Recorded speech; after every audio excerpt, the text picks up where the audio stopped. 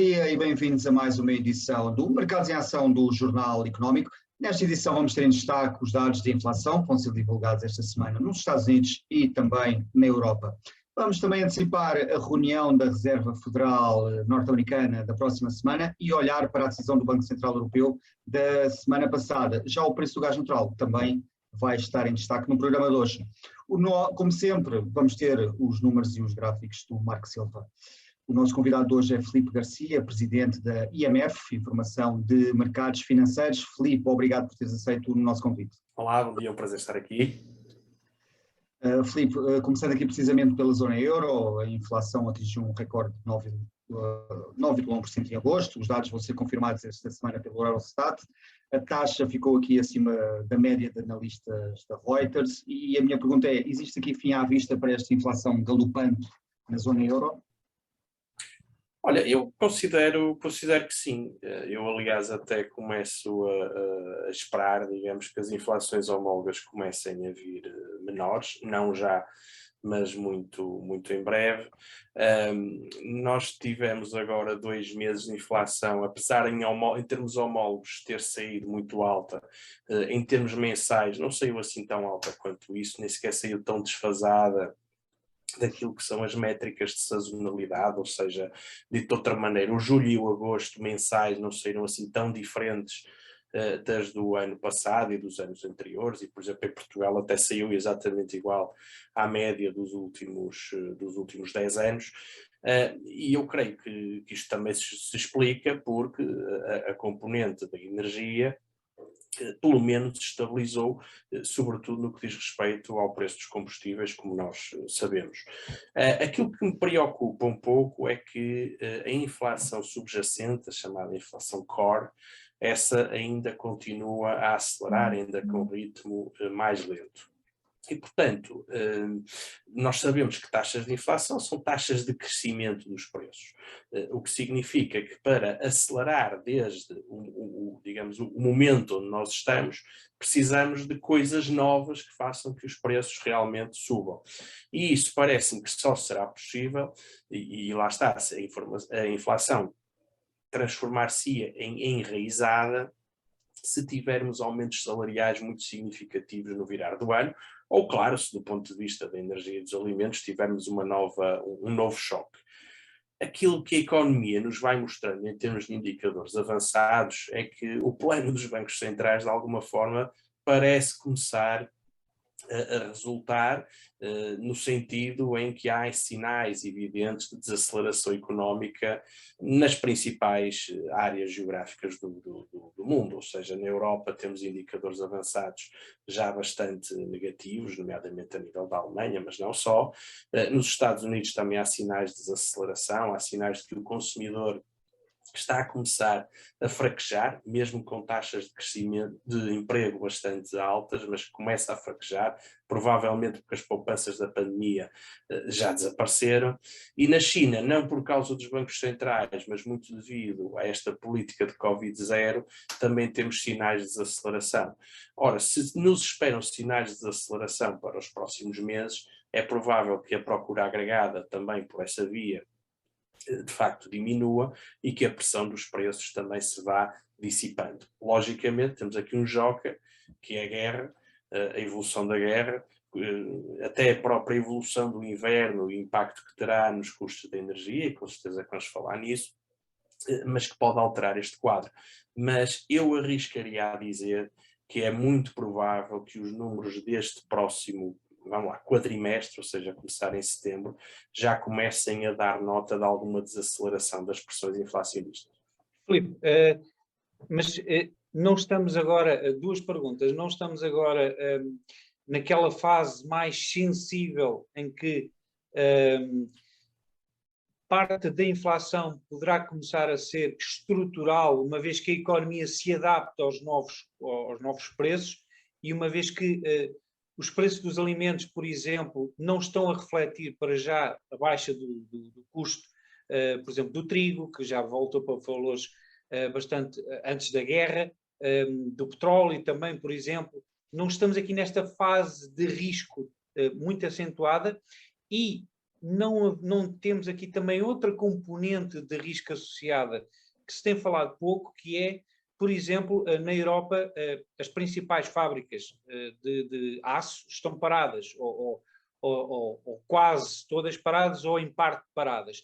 E isso, portanto, na escassez do produto, é normal que o produto venha a encarecer de preço. Isso não poderá ter aqui também um risco associado, seja no aço, seja no vidro, seja em muitas indústrias que dependem do gás natural, por exemplo, para sobreviver. E isto poderá colocar aqui mais um pouco de gasolina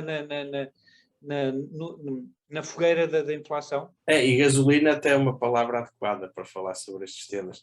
Eu vou começar pela parte final, não sendo minha especialidade o tema das commodities, temos na IMF até uma equipa até bem mais dotada para falar sobre estes temas do que eu, mas eu diria o seguinte, no caso do aço em concreto, já há muito tempo que o principal produtor de aço é a China. E é evidente que a China não está longe destes problemas da eletricidade, digamos, os custos de energia mais altos, seja eletricidade, seja gás natural, seja, enfim, o que for. No entanto, o que os números nos têm revelado, e vemos isso não só no aço, mas vemos também nos metais base, é que esta desaceleração na China já tem conduzido a uma menor procura. E, portanto, aquilo que estás a dizer faz todo sentido, isto é, do ponto de vista de produção na Europa e nas regiões onde o gás natural ficou mais caro, que se calhar, ou não, com certeza, vamos ver uma diminuição da oferta. No entanto, eu penso que há neste momento capacidade de isto ser compensado pela desaceleração chinesa, pelo menos é isso que as cotações nos têm mostrado nas últimas semanas. Não estou a dizer que não seja um risco, mas não me parece nesta fase que seja o mais preocupante. A outra pergunta é mais difícil de responder, embora, vamos lá ver, há uma parte que é fácil, sim, nós estamos nessa fase crítica e por isso é que eu estava a falar há bocadinho da inflação subjacente por um lado e desta questão da subida dos salários por outro, porque é aí que realmente nós podemos entrar numa espiral. Indo aqui um bocadinho por partes, é normal, e mesmo analisando historicamente aquilo que aconteceu na década de 70 e digamos, na outra grande espiral inflacionista que foi historicamente mais perto daquilo que nós estamos hoje, a inflação teve, nessa altura, ciclos, como quase tudo na vida, e, portanto, nós tivemos momentos de aceleração da inflação e momentos de desaceleração da inflação. Ou seja, mesmo aqueles que consideram que a inflação se vai tornar um fenómeno mais permanente, dizem que, ok, agora vamos ter, se calhar, um afrouxar das taxas de inflação, mas depois vamos ter um acelerar mais tarde. Ou seja, este afrouxamento, este desacelerar que vamos ter agora é coerente com ambas as versões, na verdade, daquilo que pode ser a inflação no futuro.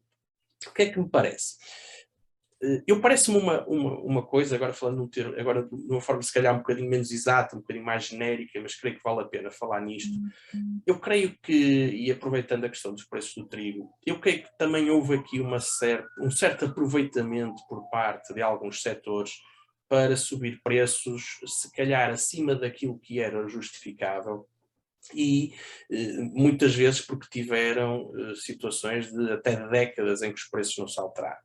E perante a percepção de que havia, enfim, condições emocionais de aceitação de preços mais altos por parte do público, até das empresas em geral, mas, enfim, dos agentes económicos, penso que houve aqui um certo aproveitamento para subir os preços com base nessa aceitação. Isto é, se antes diziam vou subir 2% dos preços e a concorrência era tão forte e havia um ambiente de não sobes nada dos preços, eu não vou aceitar um preço mais alto, agora, com receio inclusivamente de que o abastecimento pudesse estar comprometido a médio prazo, as empresas resolveram, e até os particulares resolveram aceitar a subida de preços por causa da guerra, por causa dos constrangimentos logísticos, etc. Ora bem, o que é que acontece? Como dizia bem, o preço do trigo, que de resto nunca esteve em risco de faltar trigo na Europa, porque, ok, tínhamos a questão da Rússia e da Ucrânia, mas tivemos produções muitíssimo abundantes noutras regiões e um estoque bastante elevado, portanto não havia esse risco, mas gerou-se esse receio e os preços subiram. E nós já sabemos como é que é estes preços. Eles sobem, mas descer é muito difícil. Aquilo que me parece é o seguinte, vai depender, na minha opinião, muito daquilo que sejam as negociações salariais para o ano que vem. E não é fácil proceder a esta questão, ou resolver esta questão. Porquê? Porque estamos perante provavelmente uma desaceleração, o próprio BCE até já fala no seu pior cenário, numa recessão, com crescimentos negativos, mas ao mesmo tempo, ainda hoje estava a ver os dados do Reino Unido, mas que são transversais a muitas outras economias, temos as taxas de participação no mercado de trabalho as mais baixas desde há muitos anos, taxas de desemprego, por exemplo, no Reino Unido, a níveis de 1974, ou seja, não havia tão baixo desde 1974. E, portanto, como é que se vai jogar este jogo? Por um lado, provavelmente a procura vai ser menor em 2023, ou pelo menos vai desacelerar, mas vai haver menos trabalhadores. E essa parte da componente salarial, se esses aumentos forem efetivamente bastante significativos, é que, na minha opinião, podem gerar uma inflação mais permanente. E, claro, estou a assumir, para finalizar, que a parte do conflito da Ucrânia não escala e não sai, digamos, da área geográfica onde está contido nesta altura, porque senão aí sim podemos ter problemas mais graves. Deixa-me só, André, adicionar esta informação, que foi uma notícia que saiu há uma semana, cerca de uma semana e pouco, no Jornal Económico, exatamente sobre eu digo que é sobre o aproveitamento que houve no mercado, nomeadamente as casas de trading, portanto, não são produtores, mas de trading de produtos essenciais para a alimentação, tiveram lucros recorde no último trimestre. Portanto, houve claramente aqui um aproveitamento de uma parte do mercado e que nós estamos neste momento a pagar. Marco, é fácil de explicar. Nós tivemos aqui na Europa, e em Portugal também, anos e anos seguidos de grande sensibilidade a pequenas variações de preço. Mas quando nos dizem que têm que subir 10% por causa das condições de oferta de um determinado produto, e entre aspas o justo seria 7%, como é que os agentes económicos conseguem perceber que se os 10 são justos ou injustos, não é? E, portanto, essa assimetria de informação que decorre, digamos, de uma disrupção das condições de negociação do mercado, foi apropriada por uma série de agentes económicos. Não todos, porque nem todos conseguiram passar os aumentos de custos para os preços, mas houve muitos que se calhar nem tiveram aumentos de custos por aí além e que passaram coisas que nem sequer existiam para os preços. E, portanto, daí eu falar nesse aproveitamento que também refere. Filipe, obrigado. Vamos agora para um breve intervalo e voltamos já.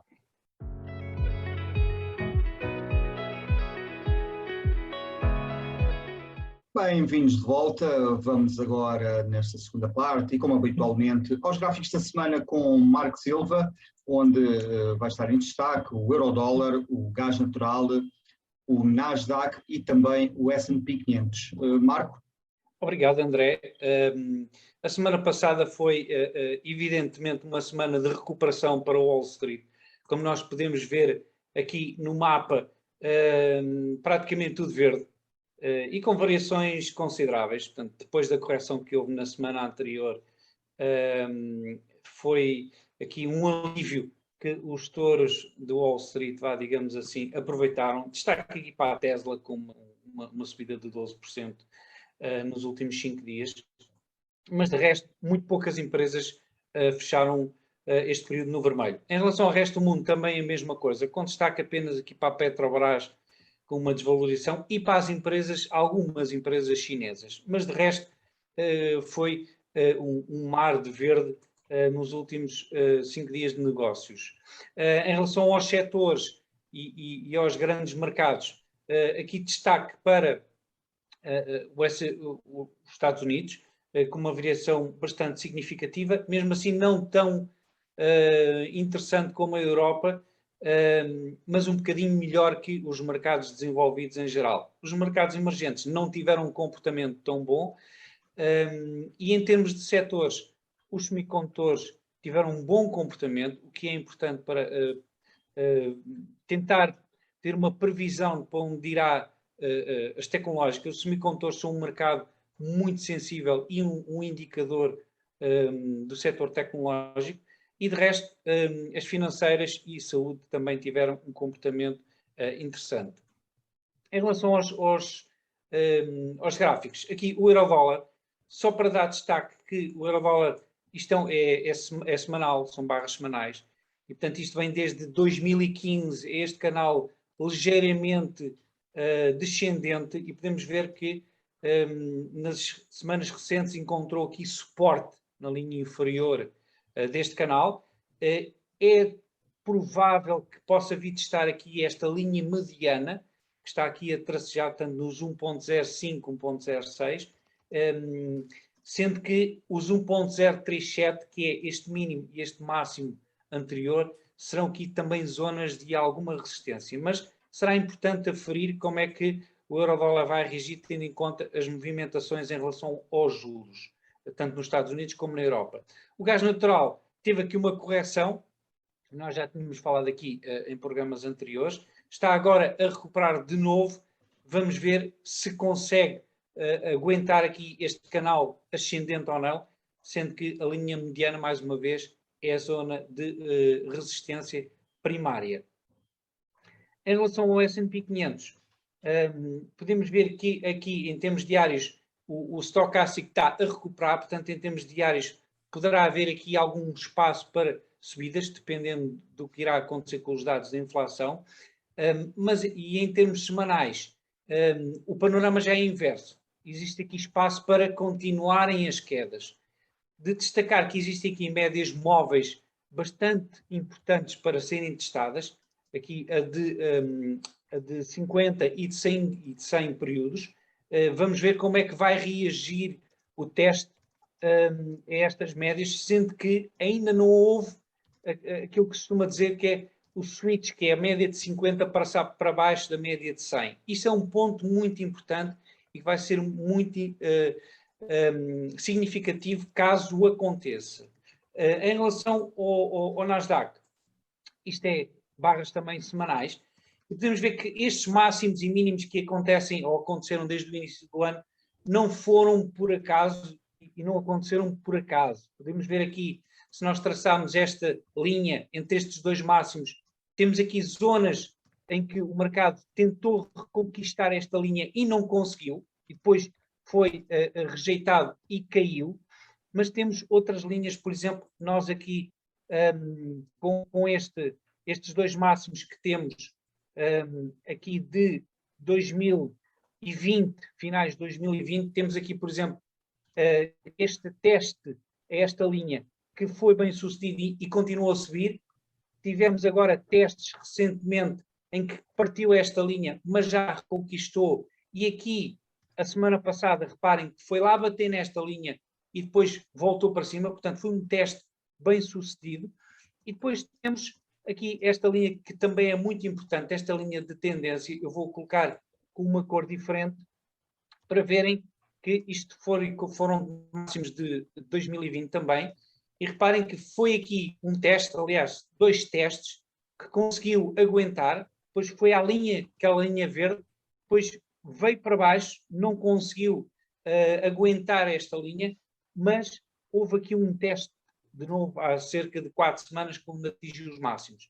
E isto vai ser importante perceber, porque o mercado neste momento está nestas balizas, entre esta linha azul e esta linha laranja. Vamos perceber que ou consegue, ou vai testar esta linha laranja, aqui nos 13.840 pontos no Nasdaq, ou então quebra definitivamente esta linha azul, que ainda não está livre disso, e vamos ter novos mínimos. E é tudo, André. Obrigado, Marco. Filipe, olhando aqui para os preços do gás natural na Europa, a matéria-prima fechou esta semana pela primeira vez, isto no espaço do mês, abaixo dos 200 euros por megawatt-hora, depois de notícias a dar em conta de que a Comissão Europeia pretende aprovar um plano que visa a redução do consumo energético, e também temos várias notícias que têm saído a dar conta que os níveis de armazenamento de gás na Europa também têm vindo a subir, já em preparação aqui para o inverno. Existem aqui dados do Goldman Sachs a apontarem que os preços vão continuar a descer e atingir metade do atual valor, isto para o início de 2023. e eu queria perguntar aqui, com estes dados em cima da mesa, estás confiante que o gás natural deixa finalmente para níveis mais sustentáveis depois deste ano infernal, digamos? Eu creio que esta descida dos preços do gás, e antes de mais faz sentido alertar que o gráfico que estávamos a ver é o gráfico relativo ao mercado dos Estados Unidos e não o gráfico da Europa, são bem diferentes. Penso que esta descida que tem ocorrido sobretudo desde agosto, a altura em que o preço chegou acima de 300 e agora estamos na casa dos 180, se deveu mais ao facto de ter sido possível chegar aos objetivos de armazenamento antes do tempo do que propriamente às medidas políticas que ainda não sabemos propriamente se irão ser implementadas, se irão resultar, etc. E importa também destacar que esses objetivos foram alcançados com pouca utilização de gás russo. Nós sabemos que o Nord Stream 1 está agora parado, mas quando estava a funcionar estava com débito muito abaixo daquilo que é a média, e aquilo que se estima é que as reservas tenham sido, enfim, enchidas com recurso a apenas 10, 15% de gás proveniente da Rússia, e o restante foi obtido noutras geografias, a um preço mais alto, mas foi obtido com base noutras proveniências, o que dá alguma sustentabilidade à solução europeia, no sentido que a tal dependência face à Rússia naturalmente que existia, mas hoje já existe menos. Eu creio que a partir de agora vai ter muito a ver também com o próprio inverno, porque o gás que é necessário comprar a partir de agora é gás para repor os níveis, é gás, digamos, que vai ser comprado para os consumos que se tiverem e não para armazenamento. Isso faz bastante diferença, ou seja, os volumes em princípio serão menores do que aquilo que foram necessários até agora. E a isto acresce também a tal desaceleração económica que pode vir a acontecer e que não só pode induzir menor procura de gás na Europa, como em outros locais que disputam também por esse mesmo gás. E, portanto, eu estou relativamente otimista, mas, por outro lado, tenho também algumas dúvidas que seja ainda tempo de voltar aos níveis de pré-guerra. Aliás, eu diria nem nada que se pareça, porque ainda há muitas incógnitas, não houve um aumento de capacidade de recebimento por parte da Europa de gás liquefeito e, portanto, acho que ainda há aqui um conjunto de incertezas que deverá levar a que os máximos provavelmente já tenham sido vistos, mas chegar aos níveis do pré-guerra parece-me de facto muito prematuro nesta fase. Filipe, obrigado. Vamos agora para outro breve intervalo e regressamos já.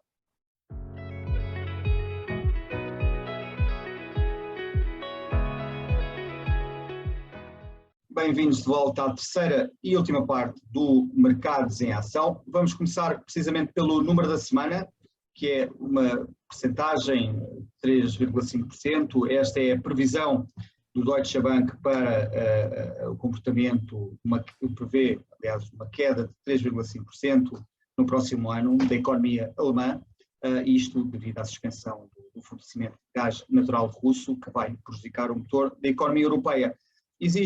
Nesta previsão, existe aqui um cenário mais extremo, mais negativo, prevê uma queda até 6%, mas o banco considera que o facto da Alemanha estar a aumentar o armazenamento de gás vai fazer com que o impacto do corte do gás russo seja menor na economia alemã e também veremos aqui os impactos que isto vai ter, portanto, o motor da economia europeia a gripar, os impactos que terá para a zona euro e também para Portugal. Marco, agora vais-nos apresentar a personalidade da semana.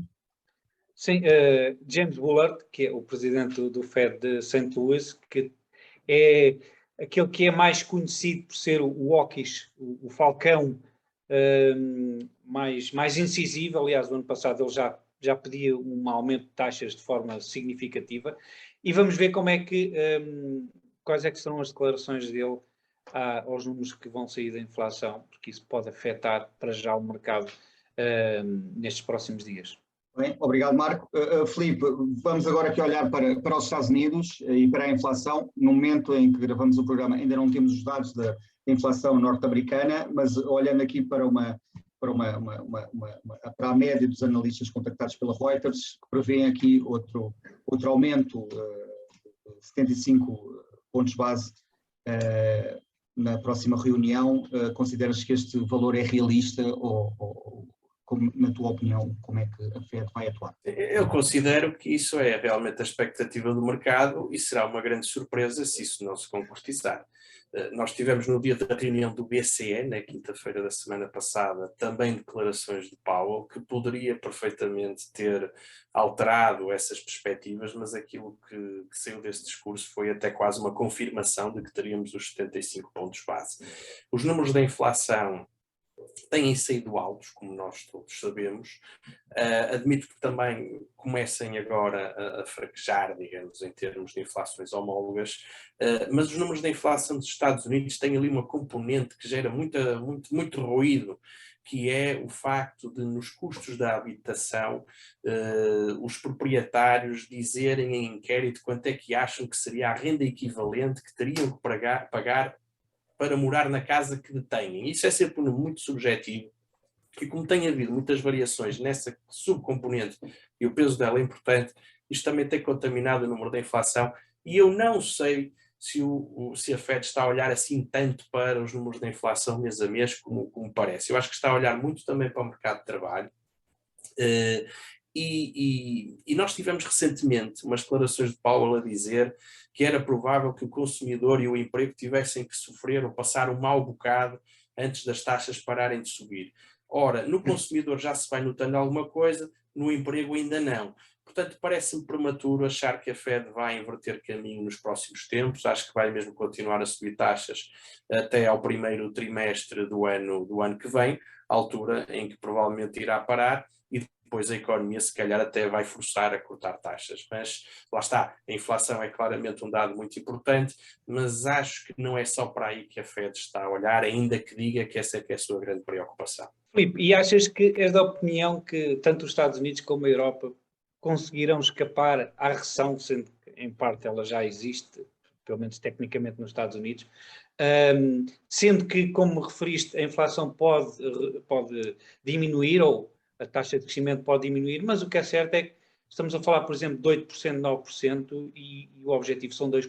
Portanto, isto não vai lá com 2 ou 3 meses, nem se calhar com 6 meses de redução. Eu também acho. Acho que a probabilidade de uma recessão é muito elevada. Acho que 2023 vai ser um ano complicado. Vai depender muito, lá está, até que ponto é que as empresas vão, e as empresas e os Estados vão conseguir não aumentar os seus gastos em 2023 para não entrar numa situação de desequilíbrio. Mas creio que o plano dos bancos centrais era este, provocar uma recessão. E é um jogo perigoso, porque nunca se sabe, é uma caixinha de Pandora, nunca se sabe o que é que daí vem quando se provoca uma recessão, mas creio que o plano é esse, e nesse sentido vai haver sucesso. E o que o mercado já nos está a dizer é que a Fed até pode vir já a cortar taxas, alguns no final de 2023, e só o fará porque seria necessário. E portanto...